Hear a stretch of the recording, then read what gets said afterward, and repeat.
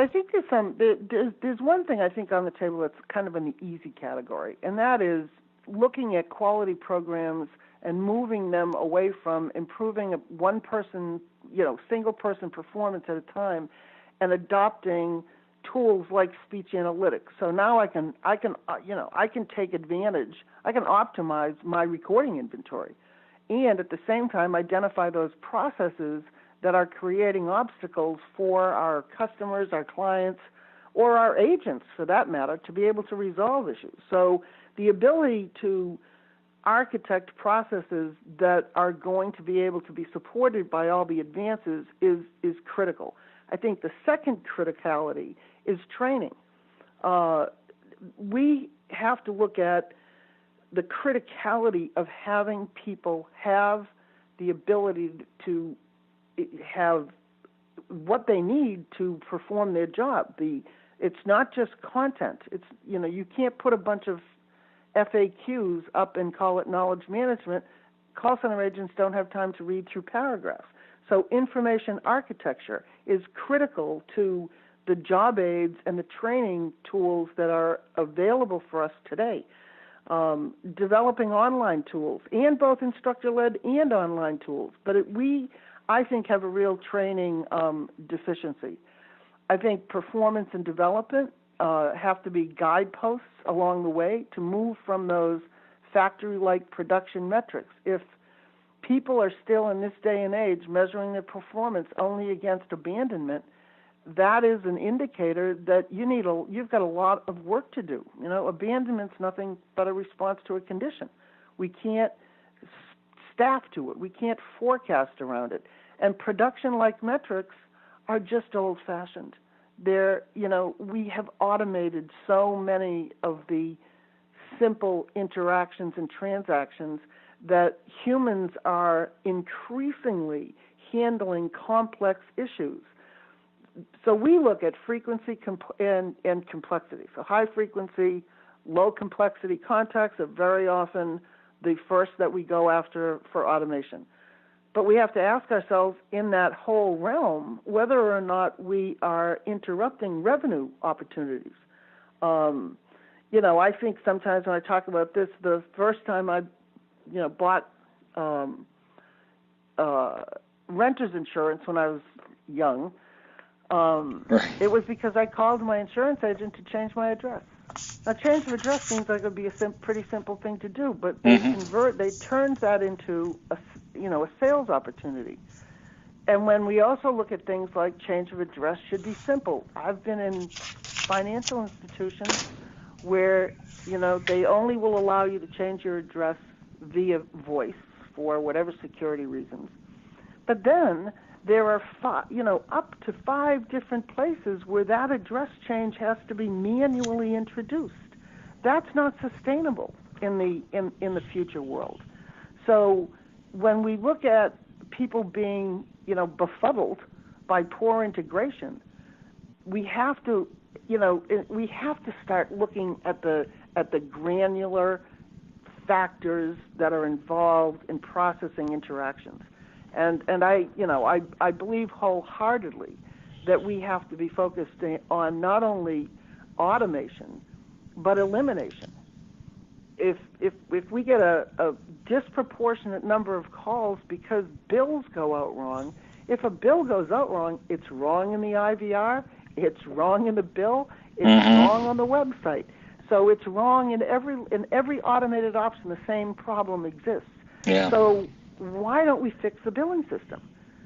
So we see where the strategic nature of of the obstacles that need to be removed, in some ways have to be identified by the leadership within the contact center, so they can take these obstacles forward and say, yes, I know we want work at home. Absolutely, we want to do AI interfaces.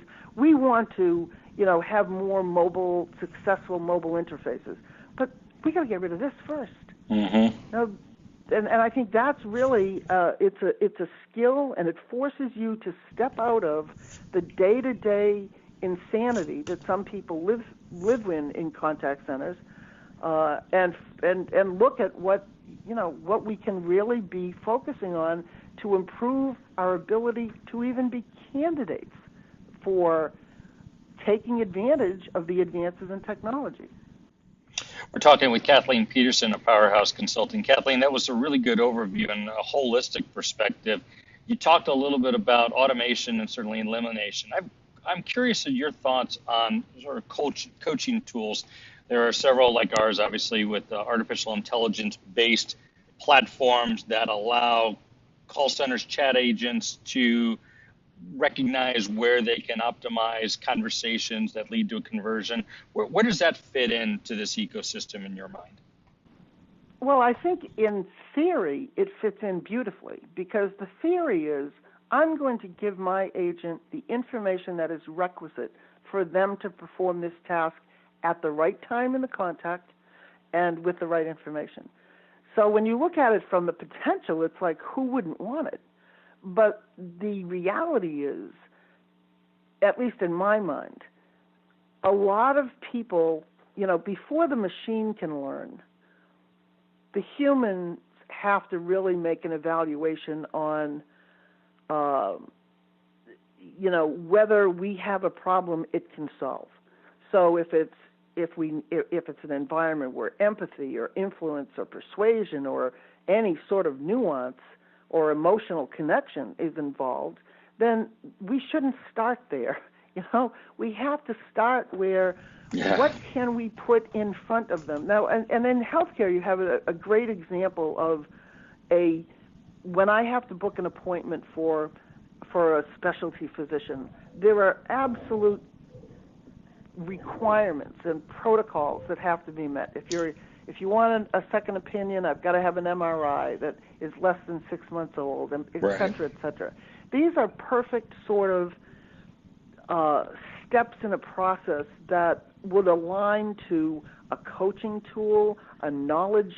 I don't even like to use the word knowledge-based, because what pops up in my mind is FAQs.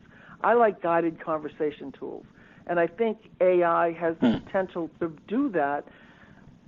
Again, it needs to be architected in a way that requires people to understand their processes, understand their systems and how they're integrated, and understand the ability to position that on the desktop so that the individual agent can use it effectively.